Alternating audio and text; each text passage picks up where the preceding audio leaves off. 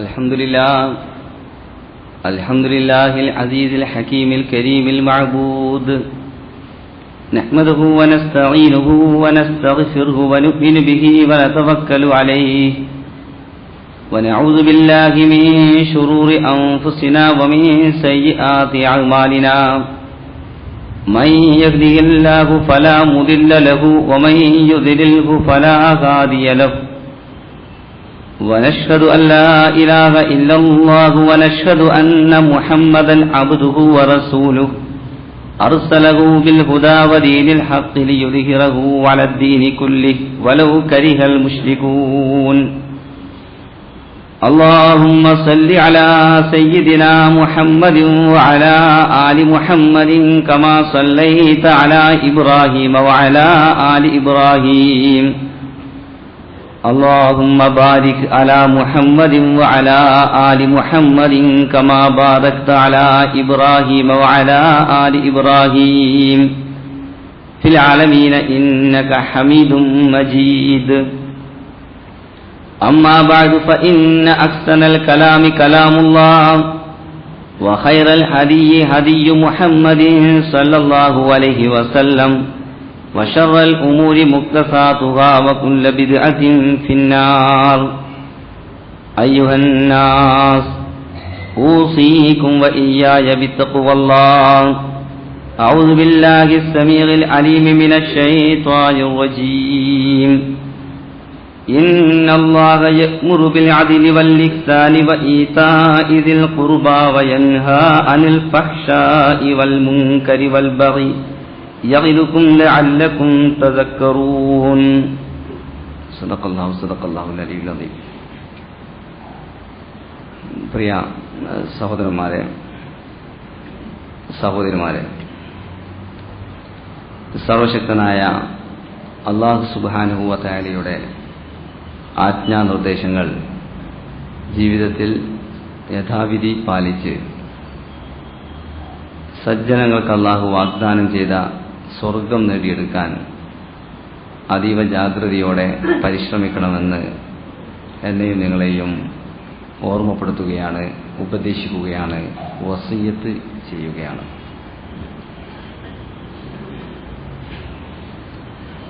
അല്ലാഹു സുബ്ഹാനഹു വ തആല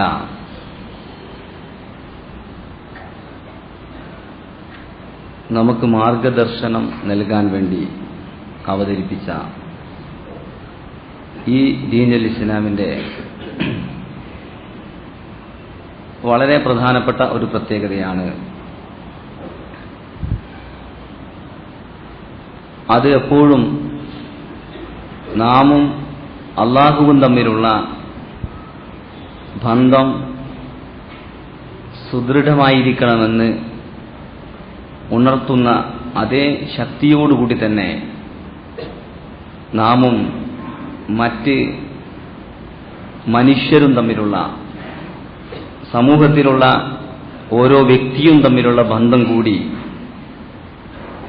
നീതിയിലും ധർമ്മത്തിലും അധിഷ്ഠിതമായിരിക്കണമെന്നുകൂടി ഉണർത്തുന്നു എന്നത്. മറ്റൊരു ഭാഷയിൽ പറഞ്ഞാൽ അല്ലാഹു സുബ്ഹാനഹു വ തആല സത്യവിശ്വാസികളോട് വിശുദ്ധ ഖുർആനിലൂടെ അല്ലാഹുവിന്റെ പ്രീതി കാക്ഷിക്കണമെന്നും അല്ലാഹുവിന്റെ സ്വർഗം തേടണമെന്നും പറഞ്ഞപ്പോൾ അല്ലാഹുവിന്റെ പ്രീതിയും അല്ലാഹുവിന്റെ സ്വർഗവും നാം എപ്പോഴും അല്ലാഹുവിനെ സ്മരിക്കുകയും അല്ലാഹുവിന്റെ സ്തുതികീർത്തനങ്ങൾ അർപ്പിക്കുകയും അല്ലാഹുവിനെ കൊണ്ടുള്ള ചിന്ത മനസ്സിൽ ആവോളം വ്യാപിപ്പിച്ച് കൊണ്ടു നടക്കുകയും ചെയ്താൽ മാത്രം, അല്ലെങ്കിൽ അങ്ങനെ ചെയ്യുന്നതോടൊപ്പം മറ്റു മനുഷ്യരുമായുള്ള നമ്മുടെ ബന്ധങ്ങൾ തകർത്തുകൊണ്ടോ മനുഷ്യരുമായുള്ള നമ്മുടെ ഇടപാടുകളിൽ സത്യത്തിനും നീതിക്കും ധർമ്മത്തിനും വിരുദ്ധമായ സ്വഭാവങ്ങൾ പ്രകടമാക്കിക്കൊണ്ടോ സാധ്യമല്ല എന്നാണ് അല്ലാഹു സുബ്ഹാനഹു വ തആല വിശുദ്ധ ഖുർആനിലൂടെയും പ്രവാചകൻ സല്ലല്ലാഹു അലൈഹി വസല്ലമ അദ്ദേഹത്തിന്റെ ജീവിതത്തിലൂടെയും ഉണർത്തിയ വളരെ പ്രധാനപ്പെട്ട ഒരു കാര്യം. അതുകൊണ്ട് തന്നെ ഈ ദീനുൽ ഇസ്ലാമിന്റെ ഏറ്റവും പ്രധാനപ്പെട്ട ഒരു പ്രത്യേകത, അതെല്ലായ്പ്പോഴും സമൂഹത്തിൽ അവശതയനുഭവിക്കുന്നവർക്ക് അനുകൂലവും എന്നാൽ സമൂഹത്തിലെ സുഖിയന്മാരായ ജനവിഭാഗങ്ങൾക്ക് പ്രതികൂലവുമായിരുന്നു എന്നതാണ്. കാരണം സമൂഹത്തിൽ അവശതയനുഭവിക്കുന്ന ഒരു വിഭാഗം ഉണ്ടായിത്തീരുന്നത് പോലും മനുഷ്യരെല്ലാവരും തന്നെ ഒരുപോലെയാണ് എന്ന അല്ലാഹു സുബ്ഹാനഹു വ തആല നമ്മെ പഠിപ്പിച്ച വളരെ പ്രധാനപ്പെട്ട ഒരു പ്രാഥമികമായ പാഠം നിരാകരിക്കുമ്പോഴും നിഷേധിക്കുമ്പോഴുമാണ്. അല്ലാഹു സുബ്ഹാനഹു വ തആല മനുഷ്യ വംശത്തെക്കുറിച്ച് സംസാരിക്കുമ്പോൾ വലഖദ് കറംനാ ബനി ആദം, മനുഷ്യ വംശത്തെ ഒന്നടങ്കം നാം ആദരിച്ചിരിക്കുന്നു, ബഹുമാനിച്ചിരിക്കുന്നു എന്ന് വിശുദ്ധ ഖുർആനിലൂടെ സൂചിപ്പിക്കുകയാണ്. മനുഷ്യവംശത്തെ ഒന്നടങ്കം അല്ലാഹു ആദരിച്ചിരിക്കുന്നു എന്ന് പറഞ്ഞാൽ അതിന്റെ അർത്ഥം എല്ലാ മനുഷ്യരും, അത് ഏത് നിറക്കാരായിരുന്നാലും, ഏത് തരം തൊഴിലിൽ ഏർപ്പെടുന്നവരാണെങ്കിലും, ഏത് രാജ്യത്ത് ജീവിക്കുന്നവരാണെങ്കിലും, മനുഷ്യാന്തസ് കൊണ്ട് അനുഗ്രഹീതരായിരിക്കുന്നവരാണ് എല്ലാ മനുഷ്യരും. അതുകൊണ്ട് തന്നെ അവരെല്ലാവരും തന്നെ തുല്യരും സമന്മാരുമാണ് എന്നതാണ് ഈ ആയത്തിന്റെ വളരെ പ്രധാനപ്പെട്ട ഒരർത്ഥം. മനുഷ്യാന്തസ്സിനെ വിലമതിക്കുന്ന, ഏറ്റവും പ്രോജ്വലമായി മനുഷ്യാന്തസ്സിന്റെ വിലയെ ചരിത്രത്തിൽ വിളംബരം ചെയ്ത ഒരു മഹത്തായ ദർശനം കൂടിയാണ് ഇസ്ലാം എന്ന് നമ്മൾ അറിയേണ്ടതുണ്ട്. മനുഷ്യനെ തൊഴിലിന്റെ പേരിലോ അല്ലെങ്കിൽ മറ്റേതെങ്കിലും കാരണത്താലോ ഇകഴ്ത്തുകയും ഇടിച്ചു താഴ്ത്തുകയും മനുഷ്യന്റെ വില നഷ്ടപ്പെടുത്തുകയും ചെയ്യുന്ന എല്ലാവിധ പ്രവർത്തനങ്ങളെയും അള്ളാഹുവിന്റെ റസൂൽ വിവിധ സംഭാഷണങ്ങളിലൂടെ, വിവിധ വാക്കുകളിലൂടെ നിശിതമായി വിമർശിക്കുകയുണ്ടായി എന്ന് ചരിത്രം പരിശോധിക്കുമ്പോൾ നമുക്ക് കാണാൻ സാധിക്കുന്നു. ഇങ്ങനെ മനുഷ്യാന്തസ്സിനെ വിലമതിക്കുന്ന ഒരു ആശയമായതുകൊണ്ട് തന്നെ എല്ലാ മനുഷ്യർക്കും തുല്യമായി ചില അവകാശങ്ങളുണ്ട് എന്ന് അത് അല്ലാഹു സുബ്ഹാനഹു വ തആല നൽകിയിരിക്കുന്ന ഒരു അവകാശമാണ് എന്നാണ് വിശുദ്ധ ഖുർആനിന്റെ സങ്കല്പം. മനുഷ്യാന്തസ്സിനെ കുറിച്ചും മനുഷ്യാവകാശത്തെക്കുറിച്ചും ലോകത്ത് ഒരുപാട് ചർച്ചകൾ നടന്നിട്ടുണ്ട്. അത് മനുഷ്യൻ എവിടെ നിന്ന് ലഭിച്ചു എന്നത് വളരെ പ്രധാനപ്പെട്ട ഒരു ചോദ്യമായിരുന്നു എല്ലാ കാലത്തും. പലരും പല സ്വഭാവത്തിൽ അതിന് വിശദീകരണം നൽകിയിട്ടുണ്ട്. ഇസ്ലാമിനെ സംബന്ധിച്ചിടത്തോളം മനുഷ്യനായതുകൊണ്ട് തന്നെ അല്ലാഹു സുബ്ഹാനഹു വ തആല നൽകിയിരിക്കുന്ന ഒരവകാശമാണ് ഈ അവകാശമെന്നും മനുഷ്യാന്തസ് എന്നുമാണ് വിശുദ്ധ ഖുർആൻ സൂചിപ്പിക്കുന്നത്.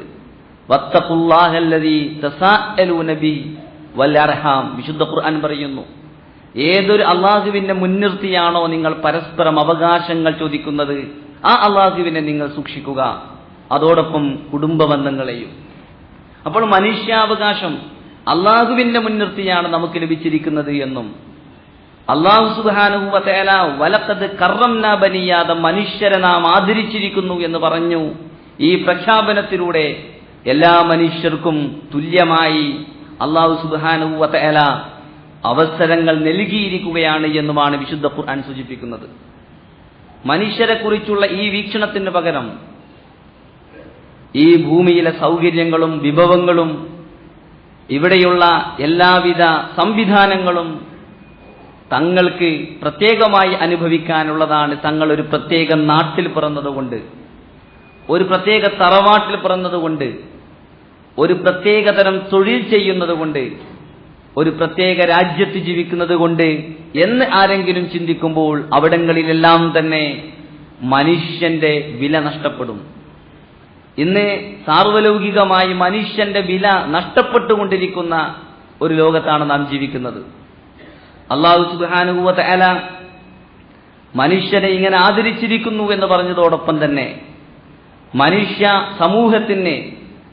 സമൂഹത്തിന് എല്ലാ അർത്ഥത്തിലുമുള്ള പ്രാധാന്യവും വിലയും കൽപ്പിച്ചു കൊടുക്കുകയുണ്ടായി എന്ന് വസ്തുത വിസ്മരിച്ചുകൊണ്ട് ഈ ഭൂമിയിൽ മനുഷ്യനെ ഇകഴ്ത്തുകയും മനുഷ്യനെ അവമതിക്കുകയും ചെയ്യുന്ന കാഴ്ച നമുക്കെല്ലാ നാളുകളിലും കാണാൻ സാധിക്കുന്നു.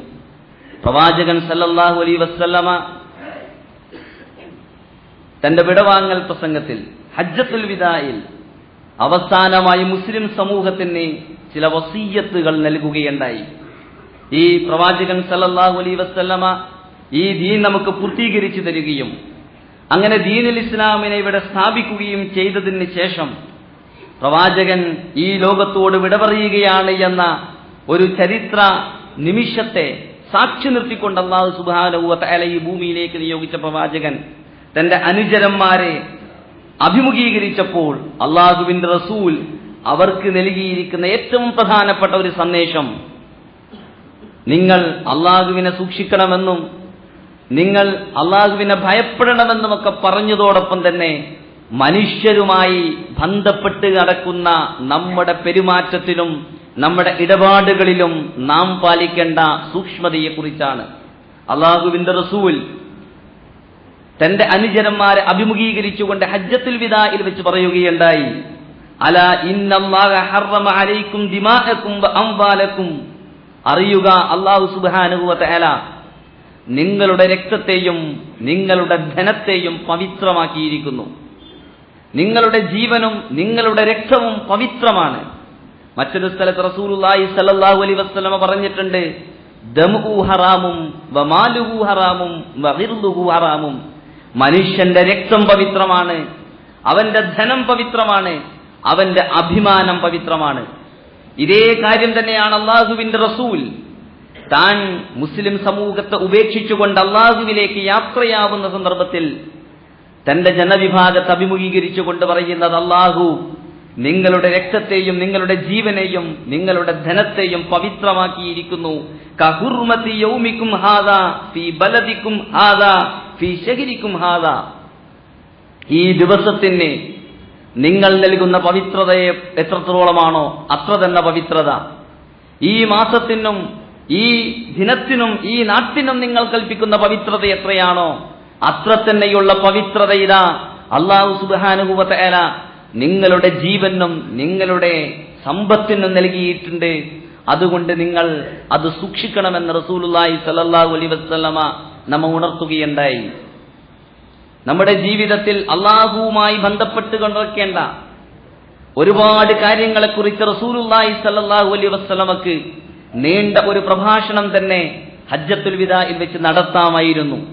തഖ്വയെക്കുറിച്ചും സിദ്ഖിനെക്കുറിച്ചും അങ്ങനെ ഒരുപക്ഷെ നമ്മുടെ ജീവിതവുമായി ബന്ധമില്ലാത്ത ഒട്ടനവധി കാര്യങ്ങളെക്കുറിച്ച്, നമ്മുടെ ജീവിതത്തിൽ അല്ലാഹുവുമായി നമ്മൾ ഉണ്ടായിത്തീരേണ്ട ബന്ധത്തെക്കുറിച്ച് നീണ്ട ഒരു പ്രഭാഷണം നടത്തുന്നതിന് പകരം ആ ബന്ധം ഉണ്ടാകണമെന്ന് സൂചിച്ചതോടൊപ്പം തന്നെ നിങ്ങൾ ഈ ഭൂമിയിൽ ജീവിക്കുമ്പോൾ മറ്റുള്ളവരോടുള്ള നിങ്ങളുടെ ബന്ധത്തിൽ മനുഷ്യാന്തസ്സിനെയും മനുഷ്യ ജീവനെയും മനുഷ്യന്റെ രക്തത്തെയും അവന്റെ ധനത്തെയും ആദരിക്കുന്ന ഒരു സമൂഹമായി ജീവിക്കാൻ നിങ്ങൾ ബാധ്യസ്ഥരാണ് എന്ന് റസൂലുള്ളാഹി സ്വല്ലല്ലാഹു അലൈഹി വസല്ലമ നമ്മെ ഉണർത്തുകയുണ്ടായി. പലപ്പോഴും ഈ വസ്തുതകൾ നമ്മൾ കാണാറില്ല. പല വിഷയങ്ങളെക്കുറിച്ചും റസൂലുള്ളാഹി സ്വല്ലല്ലാഹു അലൈഹി വസല്ലമ സംസാരിച്ചപ്പോൾ അതിനെ മനുഷ്യന്റെ ഇതുപോലെയുള്ള പവിത്രതയുമായും അതുപോലെ തന്നെ മനുഷ്യർ തങ്ങളുമായി സമൂഹവുമായി ബന്ധപ്പെടുമ്പോൾ നടത്തേണ്ട ഇടപാടുകളുമായി ബന്ധപ്പെട്ടുകൊണ്ട് ഒരുപാട് കാര്യങ്ങൾ വിശുദ്ധ ഖുർആൻ സൂചിപ്പിച്ചപ്പോൾ ഈ കാര്യങ്ങൾ ഒരിക്കലും തന്നെ പവിത്രമായ ഇതുപോലെയുള്ള കാര്യങ്ങളിൽ ഒരിക്കലും തന്നെ മലിനമാക്കപ്പെടരുത് എന്ന നിർബന്ധ ബുദ്ധി അള്ളാഹുവിന്റെ റസൂലിനുണ്ടായിരുന്നു. റസൂലുള്ളാഹി സ്വല്ലല്ലാഹു അലൈഹി വസല്ലമ ഈ ഭൂമിയിലേക്ക് കടന്നു വന്ന മുഴുവൻ പ്രവാചകന്മാരും അവരെല്ലായ്പ്പോഴും തന്നെ അവരുടെ പ്രതിയോഗികളായ ചില സമൂഹങ്ങളെ അഭിമുഖീകരിച്ചു എന്ന് വിശുദ്ധ ഖുർആൻ സൂചിപ്പിക്കുന്നുണ്ട്. പ്രവാചകന്മാരുടെ പ്രതിയോഗികളെ കുറിച്ച് പറയുമ്പോൾ പ്രധാനമായും വിശുദ്ധ ഖുർആൻ 5 വർഗനാമങ്ങളിലൂടെയാണ് പ്രവാചകന്മാരുടെ പ്രതിയോഗികളെ വിശേഷിപ്പിച്ചത് എന്ന് നമുക്ക് കാണാൻ സാധിക്കുന്നുണ്ട്. ആ 5 വർഗനാമങ്ങളെയും നമ്മൾ എടുത്ത് പരിശോധിച്ചു നോക്കുമ്പോൾ അവരെല്ലാവരും തന്നെ മനുഷ്യാന്തസ്സിനെ വിലമതിക്കുന്നതിന് പകരം തങ്ങൾക്ക് മാത്രം അനുഭവിക്കാനുള്ളതാണ് ഇവിടെയുള്ള സൗകര്യങ്ങളും വിഭവങ്ങളുമെന്ന ഒരു മിഥ്യാധാരണയോടുകൂടി ജീവിച്ചവരായിരുന്നു എന്ന് കാണാൻ സാധിക്കുന്നു. പ്രവാചക വിശുദ്ധ ഖുർആൻ എടുത്ത് പരിശോധിച്ചു നോക്കുമ്പോൾ ഈ 5 വർഗനാമങ്ങളെ നമുക്ക് ഈ വിധത്തിൽ സംക്ഷിപ്തമായി വിവരിക്കാൻ സാധിക്കും. അതിലൊന്ന് താഗൂത്ത്, പ്രവാചകന്റെ പ്രതിയോഗികളായിട്ട് മനുഷ്യരെ സന്മാർഗത്തിൽ നിന്ന് തടയുന്നവരായിട്ട് വിശുദ്ധ ഖുർആൻ സൂചിപ്പിക്കുന്ന ഒന്ന് താഗൂത്ത് എന്നാണ്. അതിനൊരുപാട് അർത്ഥങ്ങൾ നമുക്ക് പറയാൻ പറ്റും. പക്ഷെ തഗാ എന്ന് പറഞ്ഞാൽ അതിക്രമം പ്രവർത്തിച്ചു. തങ്ങൾക്ക് അർഹതയില്ലാത്ത ഒരുപാട് കാര്യങ്ങൾ തങ്ങൾക്ക് അർഹതപ്പെട്ടതാണ് എന്ന നാട്യത്തിലൂടെ ഈ ഭൂമിയിൽ അള്ളാഹുവിന്റെ സ്ഥാനത്ത് സ്വയം അവരോധിതരാവുകയും അതോടൊപ്പം തന്നെ മനുഷ്യരുടെ അവകാശങ്ങൾ പിഴുതെറിയുകയും ചെയ്യുന്ന വിഭാഗങ്ങളായിരുന്നു ഈ താഗൂത്തെന്ന് നമുക്ക് കാണാൻ സാധിക്കുന്നുണ്ട്. അവർ ഭരണാധികാരികളായിരിക്കാം, മാരണക്കാരായിരിക്കാം, ചതിയന്മാരായ ഒരുപാട് ആളുകളായിരിക്കാം.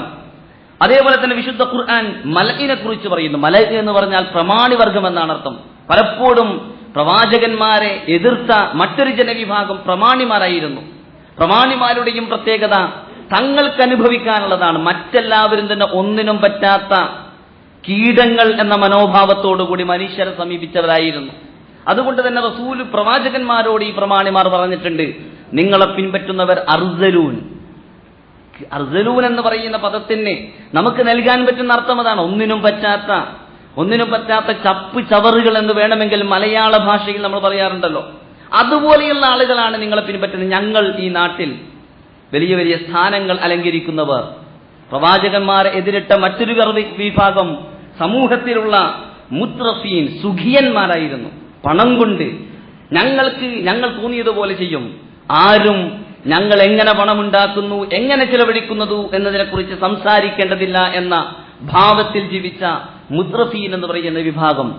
മറ്റൊരു വിഭാഗം വിശുദ്ധ ഖുർആനിന്റെ ഭാഷയിൽ അഹ്ബാർ, മറ്റൊരു വിഭാഗം റുഹ്ബാൻ. അഹ്ബാർ റുഹ്ബാൻ എന്ന് പറഞ്ഞാൽ വേണമെങ്കിൽ നമുക്ക് പാതിരിമാരെന്നും പരീശന്മാരെന്നും മതപുരോഹിതന്മാരെന്നൊക്കെ ഇതിനർത്ഥം നൽകാൻ സാധിക്കും. അവരെ കുറിച്ച് വിശുദ്ധ ഖുർആൻ പറയുന്നുണ്ട്, ലയഅ്കുലൂന അംവാലന്നാസി ബിൽ ബാത്തിൽ, മറ്റുള്ളവരുടെ സമ്പത്ത് അന്യായമായി ഭുജിക്കുന്നവർ. ചുരുക്കത്തിൽ പ്രവാചകന്മാരുടെ പ്രതിയോഗികളായി പല ഘട്ടങ്ങളിലും ചരിത്രത്തിൽ പ്രത്യക്ഷപ്പെട്ട ഈ 5 വർഗനാമങ്ങളിൽ അറിയപ്പെടുന്ന വിഭാഗങ്ങൾ മനുഷ്യാന്തസ്സിനെ വിലമതിക്കുന്നവരോ മനുഷ്യ സമൂഹത്തിനും ഈ ഭൂമിയിൽ പ്രത്യേകമായ ഞങ്ങളെപ്പോലെയുള്ള അവകാശങ്ങളുണ്ട് എന്ന് അംഗീകരിക്കുന്നവരോ ആയിരുന്നില്ല എന്ന് ചരിത്രം നമ്മോട് പറയുന്നു. എന്നാൽ പ്രവാചകന്മാർ മനുഷ്യാന്തസ്സിനെ വിലമതിക്കുകയും എല്ലാവരുടെയും അവകാശത്തെക്കുറിച്ച് സംസാരിക്കുകയും ചെയ്തു. അതുകൊണ്ട് തന്നെ ചൂഷണമില്ലാത്ത, മർദ്ദനമില്ലാത്ത, നീതിയിൽ അധിഷ്ഠിതമായ ഒരു ലോകത്തെക്കുറിച്ചായിരുന്നു പ്രവാചകന്മാർ സംസാരിച്ചത് എന്ന് പ്രവാചകന്മാരുടെ വചനങ്ങളെടുത്ത് പരിശോധിച്ചു നോക്കുമ്പോൾ നമുക്ക് കാണാൻ സാധിക്കുന്നു. അവരെപ്പോഴും തന്നെ ചൂഷണമില്ലാത്ത ഒരു ലോകത്തെക്കുറിച്ച് സംസാരിക്കുമ്പോൾ, ചൂഷണമെന്നും മർദ്ദനമെന്നും ഒക്കെ കേൾക്കുമ്പോൾ നമ്മുടെ ഭാഷയിൽ പലപ്പോഴും കടന്നു വരാറുള്ളത് നമ്മളൊന്നും ആ വിഭാഗത്തിൽപ്പെടുന്നവരല്ല, അതേതോ ഒരു അമേരിക്ക ഭരിക്കുന്ന ഏതോ ഒരു പ്രത്യേക വിഭാഗം, അല്ലെങ്കിൽ ലോകം ഭരിക്കുന്ന ഓരോ പ്രത്യേക വിഭാഗം എന്നാണ്.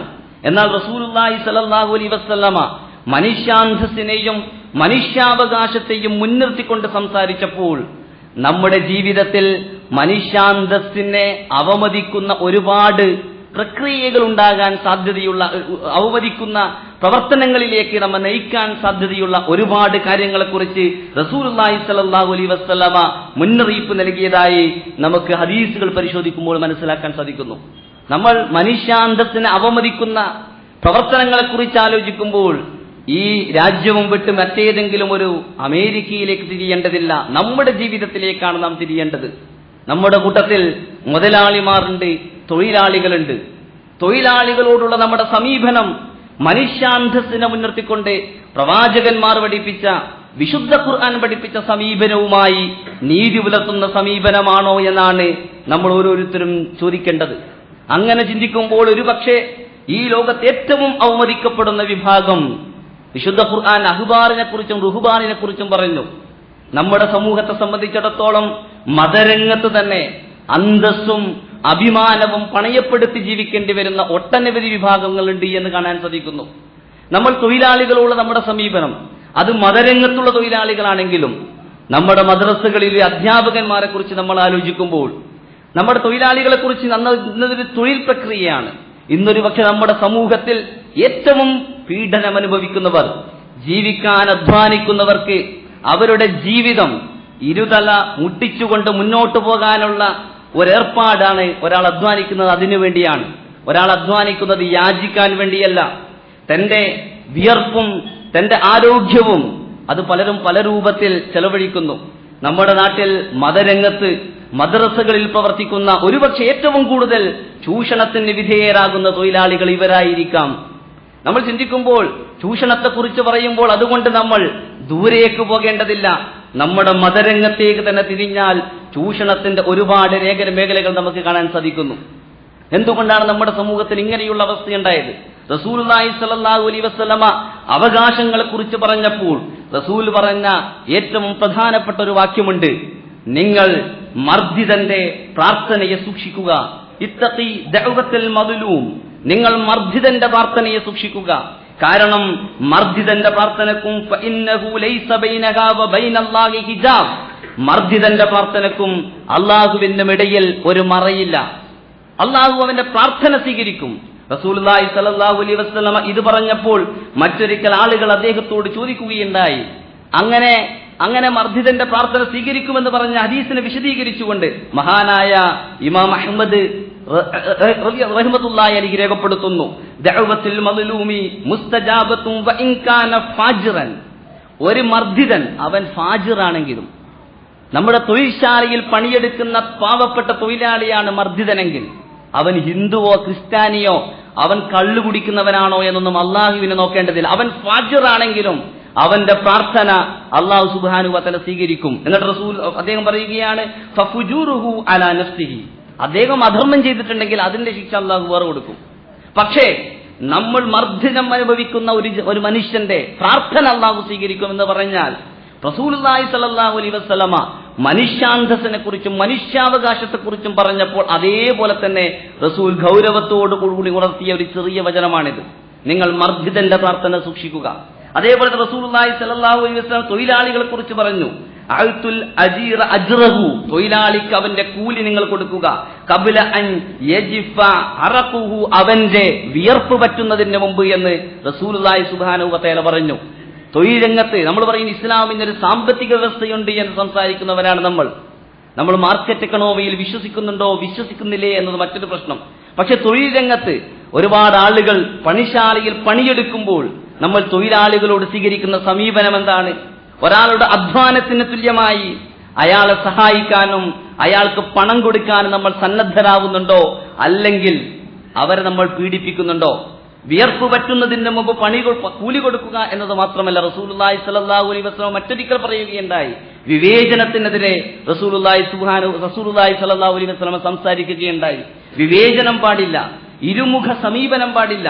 ഒരു മനുഷ്യൻ ഒരേ തൊഴിൽശാലയിൽ പണിയെടുക്കുമ്പോൾ അയാൾക്ക് വ്യത്യസ്തമായ തലത്തിൽ, ഒരാൾ എന്റെ കുടുംബക്കാരനാണ്, അവൻ ചെയ്യുന്ന പണിയും എന്റെ കുടുംബക്കാരനല്ലാത്ത മറ്റൊരാൾ ചെയ്യുന്ന പണിയും തുല്യമാണെങ്കിലും ഇയാൾക്ക് എനിക്ക് ബന്ധമുണ്ട്, അല്ലെങ്കിൽ ഇയാളുടെ ജ്യേഷ്ഠൻ എന്റെ സുഹൃത്താണ്, അല്ലെങ്കിൽ ഇയാളുടെ പിതാവ് എന്റെ സുഹൃത്താണ്, അതുകൊണ്ട് അയാൾക്കൊരു ശമ്പളം, മറ്റൊരാൾക്ക് വേറൊരു ശമ്പളം. ഈ സ്വഭാവത്തിലുള്ള അല്ലാഹു സുബ്ഹാനഹു വ തആല സൂചിപ്പിച്ചതിനും റസൂലുള്ളാഹി സ്വല്ലല്ലാഹു അലൈഹി വസല്ലമ പഠിപ്പിച്ചതിനും വിരുദ്ധമായ സമീപനം നമ്മുടെ ജീവിതത്തിലില്ലേ? നമ്മൾ ആലോചിക്കേണ്ടതാണ്. റസൂലുള്ളാഹി സ്വല്ലല്ലാഹു അലൈഹി വസല്ലമ പറഞ്ഞതായി ഉദ്ധരിക്കപ്പെടുന്ന ഒരു ഹദീസ്: തജിദൂന ശർറൻ നാസി യൗമൽ ഖിയാമത്തി സൽ വജ്ഹൈനി, ഇരുമുഖ സമീപനം, രണ്ട് സമീപനം സ്വീകരിക്കുന്ന ആളുകളാണ് യൗമൽ ഖിയാമത്തിൽ, അന്ത്യദിനത്തിൽ ഏറ്റവും നികൃഷ്ടരായ ആളുകൾ. ഈ ആളുകൾ ആളുകളുടെ പ്രത്യേകത, ഒരു വിഭാഗത്തെ ഒരു പ്രത്യേക മുഖത്തോടു കൂടി സമീപിക്കും, മറ്റൊരു വിഭാഗത്തെ മറ്റൊരു മുഖത്തോടു കൂടി സമീപിക്കും. ഈ ഹദീസിനെ പല സ്വഭാവത്തിൽ നമുക്ക് വ്യാഖ്യാനിക്കും. വേണമെങ്കിൽ ഒരാളോട് നല്ല നിലയിൽ സമീപിക്കും, മറ്റൊരാളോട് വേറൊരു പ്രത്യേക രൂപത്തിൽ സമീപിക്കും. ഒരാൾ ഒരു പ്രത്യേക ഘട്ടത്തിൽ മുഖത്ത് പുഞ്ചിരി പ്രകടിപ്പിക്കും, ഉള്ളിൽ അമർഷവും വിദ്വേഷവും പ്രകടിപ്പിക്കും. ഈ സ്വഭാവത്തിലെല്ലാം തന്നെ വ്യാഖ്യാന സാധ്യതയുള്ള ഒരു ഹദീസാണ്. എന്നാൽ റസൂലുള്ളാഹി സ്വല്ലല്ലാഹു അലൈഹി വസല്ലമ ചില കാര്യങ്ങൾ പറഞ്ഞപ്പോൾ പക്ഷപാതരഹിതമായ ഒരു ജീവിതം നയിക്കുന്നതിനെ കുറിച്ച് നമ്മോട് സൂചിപ്പിച്ചിട്ടുണ്ട്. അങ്ങനെ പക്ഷപാതരഹിതമായ ഒരു ജീവിതത്തെക്കുറിച്ചും മർദ്ദിതനോടൊപ്പം ചേർന്നുകൊണ്ടുള്ള ഒരു ജീവിതത്തെക്കുറിച്ചും സൂചിപ്പിക്കുന്ന ഒരു ഇസ്ലാമിന്റെ വക്താക്കളാണ് നമ്മളെങ്കിൽ, നമ്മൾ മനുഷ്യരും തമ്മിലുള്ള ബന്ധത്തെക്കുറിച്ച് പറയുമ്പോൾ ഏറ്റവും കൂടുതൽ അത് ഇന്ന് ബന്ധപ്പെട്ട് കിടക്കുന്നത് നമ്മുടെ കുടുംബത്തിലാണ്, നമ്മുടെ പണിശാലകളിലാണ്, നാം സമൂഹത്തിൽ പല രംഗങ്ങളിലും ഇടപെടുമ്പോൾ അവരോടൊക്കെ നമ്മൾ സ്വീകരിക്കുന്ന സമീപനങ്ങളിലാണ്. ഈ സമീപനങ്ങളിലൊക്കെ നമ്മുടെ സമീപനം ഞാൻ ഇവിടെ സൂചിപ്പിച്ചതുപോലെ മതരംഗത്ത് നടക്കുന്ന ചൂഷണം, മദ്രസാധ്യാപകന്മാരെങ്കിൽ അവർക്ക് 1000 രൂപ കൊണ്ട് ജീവിക്കാൻ പറ്റുമെന്ന് നമ്മൾ തീരുമാനിച്ചു വെച്ചിരിക്കുകയാണ്. എന്നിട്ട് അവരെന്തെങ്കിലും ചെയ്യുമ്പോൾ അവരെ ഇകഴ്ത്താനും അവരെ കുറ്റപ്പെടുത്താനും നമ്മൾ തയ്യാറാവുന്നു.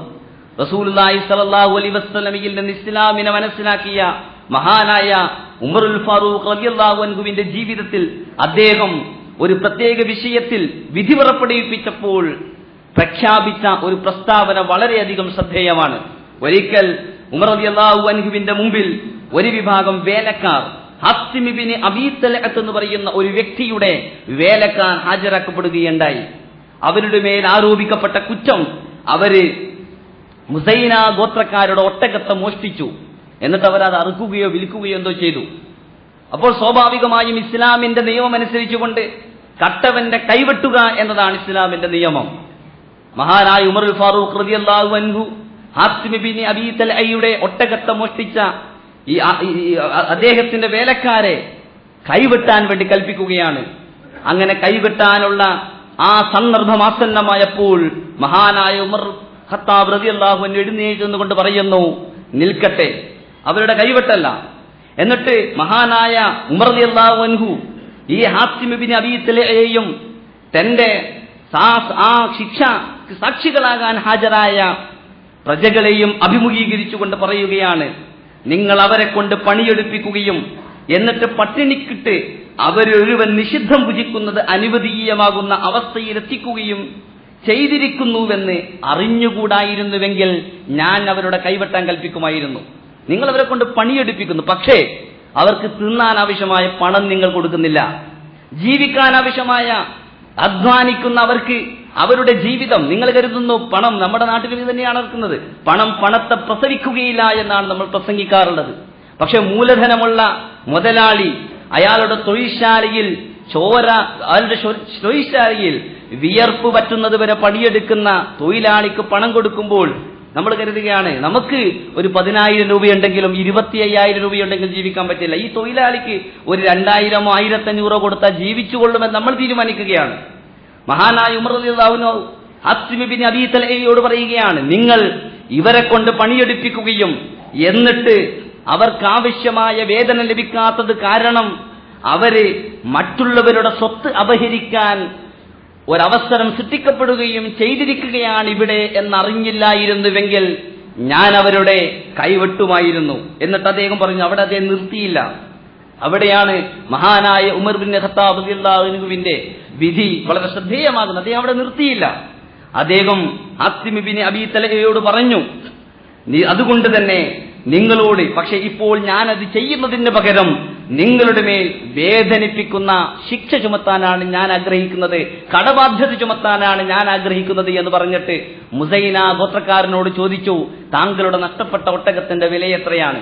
അദ്ദേഹം പറഞ്ഞു 400 ദിർഹം. ഉമർ ബിൻ ഖത്താബ് റളിയല്ലാഹു അൻഹു പറഞ്ഞു 800 ദിർഹം അവന് കൊടുക്കുക. ഹസ്തിം ഇബ്നു അബീ തൽഅയോട് ഒട്ടകം മോഷ്ടിച്ചവരെ വെറുതെ വിട്ടു. ഇതാണ് ഇസ്ലാം. നീതിയിൽ വിശ്വസിക്കുന്ന മനുഷ്യർക്കെല്ലാവർക്കും ജീവിക്കാൻ ആവശ്യമായ ഒരവസ്ഥ സൃഷ്ടിക്കപ്പെടുക എന്ന്, അങ്ങനെ സൃഷ്ടിക്കപ്പെടുന്ന ഒരവസ്ഥ സൃഷ്ടിക്കപ്പെടാൻ വേണ്ടി അഭിലഷിക്കുന്ന ഇസ്ലാമിന്റെ വളരെ പ്രധാനപ്പെട്ട ആ ഇസ്ലാമിന്റെ മനുഷ്യാന്തസ്സിനെയും മനുഷ്യ ജീവിതത്തെയൊക്കെ മുൻനിർത്തിക്കൊണ്ടുള്ള മഹാനായ ഉമർ ഇബ്നു ഖത്താബിന്റെ വിധി തീർപ്പാണ് ഈ വിധി തീർപ്പ്. നമ്മുടെ സമൂഹത്തിൽ നമ്മൾ പറയും നമ്മൾ മനുഷ്യ വലഖദ് കറംനാ ബനി ആദം, മനുഷ്യർ അല്ലാഹു ആദരിച്ചിരിക്കുന്നു, ജീവൻ പവിത്രമാണ്, രക്തം പവിത്രമാണ്, അഭിമാനം പവിത്രമാണ് എന്നൊക്കെ പറഞ്ഞാല് ആരും ആരെയും കൊല്ലരുത് എന്ന് മാത്രമല്ല അർത്ഥം. ഒരാൾ മറ്റൊരാളെ പട്ടിണിക്കിട്ടുകൊണ്ട് സ്വയം അയാൾ മരിക്കേണ്ടി വരുന്ന ആത്മഹത്യ ചെയ്യുന്ന ഒരവസ്ഥ സൃഷ്ടിക്കരുത് എന്നുകൂടി അതിനർത്ഥമുണ്ട്. ധനം പവിത്രമാണ് എന്ന് പറഞ്ഞാൽ ഒരാളുടെ അധ്വാനത്തിന്റെ വേതനം മതിയായ സ്വഭാവത്തിൽ അയാൾക്ക് കൊടുക്കുക എന്നതുകൂടി അതിനർത്ഥമുണ്ട്. ഒരാളുടെ അഭിമാനം പവിത്രമാണ് എന്ന് പറഞ്ഞാൽ മനുഷ്യനെ പോലെ ജീവിക്കാൻ ആവശ്യമായ ഒരവസരം അവന് സൃഷ്ടിച്ചു കൊടുക്കുക എന്നുകൂടി അതിനർത്ഥമുണ്ട്. നമ്മുടെ ജീവിതത്തിൽ ചൂഷണമെന്ന് കേൾക്കുമ്പോൾ നമ്മൾ അങ്ങോട്ട് തിരിയേണ്ട, നമ്മൾ ഓരോരുത്തരും നമ്മുടെ ജീവിതത്തിൽ തന്നെ തിരിയണമെന്ന് സൂചിപ്പിക്കാനാണ് ഞാനിവിടെ ഈ സംഗതി സൂചിപ്പിക്കുന്നത്. റസൂലുള്ളാഹി സ്വല്ലല്ലാഹു അലൈഹി വസല്ലമയുടെ ജീവിതം എടുത്ത് പരിശോധിച്ച് നോക്കുമ്പോൾ അത് നമുക്ക് ഇതുപോലെയുള്ള ഒരുപാട് സംഭവങ്ങൾ കാണാൻ സാധിക്കുമായിരുന്നു. നാം മനുഷ്യരുമായുള്ള ബന്ധത്തിൽ മനുഷ്യരുമായുള്ള ബന്ധമെന്ന് കേൾക്കുമ്പോൾ നമ്മൾ പലപ്പോഴും കരുതും അത് കുടുംബാംഗങ്ങളുമായുള്ള ബന്ധം, മാതാപിതാക്കളോട് ഇടപാടുകൾ നമുക്കറിയാം, പുത്രന്മാരോടുള്ള ഇടപാടുകൾ നമുക്കറിയാം, അതുകൊണ്ട് തന്നെ അറിയാവുന്ന ഇത്തരം കാര്യങ്ങളല്ല. പക്ഷേ നമ്മൾ പലപ്പോഴും ശ്രദ്ധിക്കാത്ത ഇതുപോലെയുള്ള കാര്യങ്ങളെക്കുറിച്ച് കൂടി നമ്മൾ ശ്രദ്ധിക്കേണ്ടതുണ്ട് എന്ന് സൂചിപ്പിക്കാനാണ് ഇത് പറയുന്നത്. നമ്മുടെ തൊഴിൽശാലകളിലും പണിയിടങ്ങളിലും അതുപോലെ തന്നെ നമ്മുടെ പറമ്പുകളിലും നമ്മുടെ കൃഷിയിടങ്ങളിലുമൊക്കെ നടക്കുന്ന ചൂഷണം, ഇങ്ങനെ ചൂഷണം ചെയ്യപ്പെടുന്നവന്റെ പ്രാർത്ഥന, ആ പ്രാർത്ഥന നാളെ നമ്മുടെ പാരത്രിക ജീവിതത്തിന്റെ തടസ്സമായി നിൽക്കും. റസൂലുള്ളാഹി സ്വല്ലല്ലാഹു അലൈഹി വസല്ലം ഒരിക്കൽ മുഫ്ലിസ് ആരാണെന്ന് ചോദിച്ചപ്പോൾ പറഞ്ഞിട്ടുണ്ട്, അദ്ദേഹത്തിന്റെ അനുചരന്മാർ പറഞ്ഞു, അൽ മുഫ്ലിസു ഫീനാ മല്ലാ ദിർഹമു ലഹു വലാ ദീനാർ ലഹു, ഞങ്ങളുടെ കൂട്ടത്തിലുള്ള മുഫ്ലിസ് ദീനാറും ദിർഹമും ഇല്ലാത്തവനാണ്. റസൂലിന്റെ മറുപടി അല്ല, നിങ്ങളുടെ കൂട്ടത്തിലുള്ള മുഫ്ലിസ് അങ്ങനെ നമസ്കാര തഴമ്പുമായി ഒരുപാട് നോമ്പെടുത്ത, ഒരുപാട് ഉംറ ചെയ്ത, ഒരുപാട് കാലം ഹജ്ജ് ചെയ്ത് അങ്ങനെ റസൂലുള്ളാഹി സ്വല്ലല്ലാഹു അലൈഹി വസല്ലം അന്തിയുറങ്ങുന്ന മദീനയിൽ തന്നെ മരിക്കണമെന്നൊക്കെ ആഗ്രഹിക്കുന്ന ഒരുപാട് ആളുകൾ നമ്മുടെ കൂട്ടത്തിലുണ്ട്. ഇങ്ങനെയൊക്കെ ആഗ്രഹിച്ച് ഒരുപാട് നല്ല നല്ല കാര്യം ചെയ്തിട്ട് പാരത്രിക ജീവിതത്തിൽ അള്ളാഹുവിന്റെ കോടതിയിൽ ഹാജരാകുന്ന ചില ആളുകളുണ്ട്. അങ്ങനെയുള്ള ചിലർ അള്ളാഹു വിളിക്കും. എന്നിട്ട് അവർ പറയും, ഞങ്ങൾ ചെയ്തത് ഇതൊക്കെയാണ്, നീ എന്ത് ചെയ്തു എന്ന് ചോദിക്കുമ്പോൾ നമ്മൾ നിസ്കരിച്ച നിസ്കാരത്തിന്റെ എണ്ണം, നോമ്പ് തൊറ്റ നോമ്പിന്റെ എണ്ണം, സുന്നത്ത് നോമ്പിന്റെയും തഹജ്ജുദിന്റെയും ഉംറയുടെയും ഹജ്ജിന്റെയും ഒക്കെ നീണ്ട ലിസ്റ്റ് തന്നെ ഉണ്ടാകും. പക്ഷേ അള്ളാഹു പറയും, പക്ഷേ നീ ഇന്നവന്റെ അവകാശങ്ങൾ നീ കവർന്നെടുത്തിട്ടുണ്ട്, ഇന്നവനെ നിന്ദിച്ചിട്ടുണ്ട്, ഇന്നവനെ കുറിച്ച് കുറ്റം പറഞ്ഞിട്ടുണ്ട്, അങ്ങനെ ഇന്നവന്റെ ധനം നീ അന്യായമായി കവർന്നെടുത്തിട്ടുണ്ട് എന്ന് പറഞ്ഞ് ഓരോരുത്തരെയും കുറിച്ച് അള്ളാഹുവിന്റെ മലക്കുകൾ അവനെ ഉണർത്തും. എന്നിട്ട് എന്ത് ചെയ്യും? അള്ളാഹുവിന്റെ റസൂൽ തന്നെ പറയുകയാണ്, അങ്ങനെ അവൻ ചെയ്ത കൊടിയ അക്രമത്തിനൊക്കെയുള്ള ഫലമായിട്ട് അവസാനം അവന്റെ ഓരോ തിന്മകളും അവന് ചാർത്തപ്പെടുക മാത്രമല്ല, ആ നന്മകളൊക്കെ എടുത്തിട്ട് ഈ അവകാശങ്ങൾ ലംഘിക്കപ്പെട്ട ആളുകൾക്ക് കൊടുക്കും. അങ്ങനെ അത് തീർന്നു പോകുമ്പോൾ അവരുടെ തിന്മകൾ എടുത്ത് ഇവന്റെ പേരിലും ചേർത്തുമെന്ന് റസൂലുള്ളാഹി സ്വല്ലല്ലാഹു അലൈഹി വസല്ലം പഠിപ്പിച്ചിട്ടുണ്ട്. ഈ ഹദീസ് നമ്മൾ സംസാരിക്കുമ്പോൾ സൂക്ഷിക്കണം. നമ്മൾ ആരെയും കുറ്റം പറയരുത്, ചീത്ത പറയരുത് എന്നൊക്കെ പറഞ്ഞാൽ നമ്മുടെ സംസാരത്തിൽ പലപ്പോഴും അതിരുകവിച്ചലുകളും അഹംഭാവവും അഹങ്കാരവും ഒക്കെ ഉണ്ടാകുന്നത് നമ്മൾ നമ്മുടെ കീഴിൽ ജീവിക്കുന്നവരോട് നമ്മൾ പെരുമാറുമ്പോഴാണ്. റസൂലുള്ളാഹി സ്വല്ലല്ലാഹു അലൈഹി വസല്ലമയുടെ പ്രതിയോഗികളായി എണ്ണപ്പെട്ട ഈ വിഭാഗങ്ങളുടെ, പ്രത്യേകിച്ച് മുത്രഫീങ്ങളുടെയും അതുപോലെ തന്നെ മലഇന്റെയും പ്രത്യേകത ഇതായിരുന്നു. സമൂഹത്തിൽ മറ്റുള്ളവരെ ഈ സ്വഭാവത്തിൽ കാണുന്ന ഒരു വിഭാഗം ഇതുപോലെയുള്ള പ്രവൃത്തി നമ്മുടെ ഭാഗത്ത് നിന്ന് ചെയ്താൽ പാരത്രിക ജീവിതത്തിൽ നമ്മുടെ ഫലം നമുക്ക് നഷ്ടപ്പെട്ടു പോകും. അതുപോലെ തന്നെ നമ്മൾ കാരണം മർദ്ദനം അനുഭവിക്കേണ്ടി വന്ന, നമ്മൾ കാരണം അവകാശങ്ങൾ നഷ്ടപ്പെട്ടു പോയ ആളുകൾ, അവരുടെ പ്രാർത്ഥന കാരണം നമ്മുടെ സ്വർഗം പോലും തടസ്സപ്പെടുമെന്നാണ് റസൂലുള്ളാഹി സ്വല്ലല്ലാഹു അലൈഹി വസല്ലമ നമ്മെ ഇതുപോലെയുള്ള സംഭവങ്ങളിലൂടെ പഠിപ്പിക്കുന്നത്. ഇവിടെയും നിന്നില്ല, മുൻഗാമികളായ ആളുകൾ അക്കാരണത്താൽ തന്നെ മഹാനായ ഉമർ ബിൻ ഖത്താബ് അധികാരം അദ്ദേഹത്തിന്റെ കയ്യിൽ വന്നപ്പോഴാണ്. അധികാരം എന്ന് പറഞ്ഞാൽ ഭരണാധികാരിയാവൽ മാത്രമല്ല, അത് ഒരു പള്ളി നടത്തുന്ന ആളെങ്കിൽ പള്ളിയുടെ ഭാരവാഹികൾ അധികാരികളാണ്, ഒരു ഹോസ്റ്റൽ നടത്തുന്ന ആളാണെങ്കിൽ അയാൾ അധികാരിയാണ്, എന്ത് സ്ഥാപനം നടത്തുന്നവനാണെങ്കിലും, അത് കച്ചവട സ്ഥാപനമാകട്ടെ അല്ലെങ്കിൽ അത് വലിയ ഒരു കാർഷിക എന്ത് സംഗതിയാണെങ്കിലും അതിലൊക്കെ നടത്തുന്ന ആളുകൾ ഇസ്ലാമിന്റെ ഭാഷയിൽ അവരൊക്കെ അതിനെക്കുറിച്ച് ചോദ്യം ചെയ്യപ്പെടും. അതുകൊണ്ടാണ് മഹാനായ ഉമർ ഇബ്നു ഖത്താബ് റളിയല്ലാഹു അൻഹു പിന്നെ ഉറക്കം നഷ്ടപ്പെട്ടു പോയത്. തന്റെ രാജ്യത്ത് പ്രജകൾ വിശന്നു മരിക്കേണ്ടി വന്നാൽ, പ്രജകൾ മാത്രമല്ല, ഒരാട്ടിൻകുഞ്ഞാണ് യൂഫ്രട്ടീസിന്റെ തീരത്ത് മരിക്കുന്നതെങ്കിൽ പോലും ഞാൻ അള്ളാഹുവിന്റെ മുമ്പിൽ മറുപടി പറയേണ്ടി വരുമല്ലോ എന്ന് മഹാനായ ഉമർ ഇബ്നു ഖത്താബ് ചിന്തിക്കേണ്ടി വന്നത് നമുക്ക് ഈ ലോകത്ത് ചിലർക്ക് ചില അവകാശങ്ങളുണ്ട് എന്ന് ഇസ്ലാമിന്റെ പ്രാഥമികമായ പാഠത്തെ മുൻനിർത്തിക്കൊണ്ടാണ്. മൃഗങ്ങൾക്ക് പോലുമുള്ള അവകാശത്തെ മുൻനിർത്തിക്കൊണ്ട് അദ്ദേഹം വേവലാതിപ്പെടുകയുണ്ടായി. എന്നിട്ടൊരിക്കൽ അദ്ദേഹം ഒരു ഉണക്കപ്പുല്ല് കയ്യിലെടുത്തുകൊണ്ട് മഹാനായ ഉമർ ഇബ്നു ഖത്താബ് റളിയല്ലാഹു അൻഹു തന്റെ മേൽ അള്ളാഹു ചുമത്തിയിരിക്കുന്ന കടുത്ത ഭാരത്തെക്കുറിച്ച് ആലോചിച്ചിട്ട് ഒരിക്കൽ ഒരു ഉണക്കപ്പുല്ല് കയ്യിലെടുത്തുകൊണ്ട് ഈ മഹാനായ ഉമർ ഇബ്നു ഖത്താബ് പറഞ്ഞു, നീതിയുടെ ഏറ്റവും വലിയൊരു മാതൃക എന്ന് ചരിത്രത്തിൽ എല്ലാവരും സമ്മതിക്കുന്ന മഹാനായ ഉമർ ഇബ്നു ഖത്താബ് അദ്ദേഹമാണ് ഉണക്കപ്പുല്ല് കയ്യിലെടുത്തിട്ട് അറിയുന്നത്, യാ ലൈതനി കുന്തു ഹാദിഹി തിബിനത യാ ലൈതനി ലം അകു ശൈഅൻ മസ്കൂറ, ഞാൻ ഇതുപോലെയുള്ള ഒരു ഉണക്കപ്പുല്ലായിരുന്നുവെങ്കിൽ നന്നായിരുന്നു. കാരണം അള്ളാഹുവിന് മുമ്പിൽ കുറെ ആളുകൾ എനിക്കെതിരെ പരാതിയുമായിട്ട് വരില്ലല്ലോ, എനിക്കെതിരെ ജനങ്ങൾ പരാതിയുമായിട്ട് വരും. എനിക്കെതിരെ ഈ നാട്ടിലെ ജനങ്ങൾ പരാതിയുമായിട്ട് വരുന്ന അവസ്ഥയെക്കുറിച്ച് ആലോചിച്ചിട്ടാണ് അദ്ദേഹം പറയുന്നത്, ഒരു ഉണക്കപ്പുല്ലായിരുന്നുവെങ്കിൽ നന്നായിരുന്നേനും. മാത്രമല്ല യാ ലൈതനി ലം അകു ശൈഅൻ മസ്കൂറ, ഞാൻ ആരുമറിയാത്ത, ആരുടെ മേലും ഒരു കാര്യവും ചെയ്യാത്ത, ആരും അറിയാത്ത ഒരു മനുഷ്യനായിരുന്നുവെങ്കിൽ എത്ര നന്നായിരുന്നു. യാ ലൈതനി കുൻതു ശൈഅൻ മൻസിയ, ഞാൻ ആരും ഓർമ്മിക്കാത്ത ഒരാളായിരുന്നുവെങ്കിൽ എത്ര നന്നായിരുന്നേനെ. യാ ലൈതനി ലം തലിദ്നി ഉമ്മി, എന്റെ മാതാവ് എന്നെ പ്രസവിച്ചില്ലായിരുന്നുവെങ്കിൽ എത്ര നന്നായിരുന്നേനെ എന്ന് മഹാനായ ഉമർ ഇബ്നുൽ ഖത്താബ് വിലപിക്കുകയുണ്ടായി. അവകാശങ്ങളുള്ള മനുഷ്യർ അവർ നാളെ ഇതാ ഉമർ ബിൻ ഖത്താബിന്റെ ഭരണകാലത്തിന്റെ അഭിമാനത്തിന് ക്ഷതമേറ്റിട്ടുണ്ട്. അദ്ദേഹത്തിന്റെ ഇന്ന പ്രവൃത്തി കാരണം എന്റെ ധനം എനിക്ക് നഷ്ടപ്പെട്ടു പോയിട്ടുണ്ട്, അദ്ദേഹത്തിന്റെ ഇന്ന പ്രവൃത്തി കാരണം എന്റെ ജീവൻ അപകടത്തിലായിട്ടുണ്ട് എന്ന് പറഞ്ഞ് പരാതിയുമായിട്ട് വരുന്നതിനെ കുറിച്ച് ആലോചിച്ചുകൊണ്ട് മഹാനായ ഉമർ ബിൻ ഖത്താബിനുണ്ടായ ആവലാതിയുടെ ആഴമാണ് ഈ വാക്കുകൾ അടിവരയിടുന്നത്. നമുക്ക് അങ്ങനെയുള്ള ആവലാതികളുണ്ടോ? നമ്മൾ കരുതുന്നു നമ്മൾ നിസ്കരിക്കുന്നു, നോമ്പ് നോക്കുന്നു, നമ്മൾ നേരെ ഡയറക്റ്റ് സ്വർഗത്തിലേക്കാണ്. നമ്മൾ എങ്ങനെ മനുഷ്യരോട് പെരുമാറുന്നു, ആരുടെയൊക്കെ അവകാശങ്ങളുമായി ബന്ധപ്പെട്ടുകൊണ്ട് നമുക്ക് സുപരിചിതമായ ഒരുപാട് ഹദീസുകളുണ്ട്. മറ്റുള്ളവരുടെ സ്വത്ത് അപഹരിക്കരുത്, മറ്റു പല കാര്യങ്ങളും അതിവിടെ സൂചിപ്പിക്കേണ്ടത് എല്ലാവർക്കും അറിയാവുന്ന കാര്യമാണ്. എന്നാൽ പരോക്ഷമായി നമ്മൾ നടത്തിക്കൊണ്ടിരിക്കുന്ന ഇതുപോലെയുള്ള അവകാശ ലംഘനങ്ങൾ, മനുഷ്യാന്തസ്സിനെ അവമതിക്കുന്ന പ്രവർത്തനങ്ങൾ, ഇത്തരം പ്രവർത്തികളുടെ പേരിൽ നാളെ അള്ളാഹുവിന്റെ മുമ്പിൽ നമ്മൾ വിയർക്കേണ്ടി വരുമെന്നും നമ്മൾ പതറേണ്ടി വരുമെന്നുമുള്ള ഒരു ചിന്ത നമ്മുടെ ജീവിതത്തിലുണ്ടെങ്കിൽ തന്നെ അത് മതി ഈ ലോകത്തുള്ള ഒരുപാട് പ്രശ്നങ്ങൾ പരിഹൃതമാവാൻ. ഈ ലോകത്ത് മനുഷ്യരുടെ പ്രശ്നങ്ങൾ പരിഹൃതമാവാൻ അത് മതി. സർവശക്തനായ അല്ലാഹു അതിനെ അനുഗ്രഹിക്കുമാറാവട്ടെ.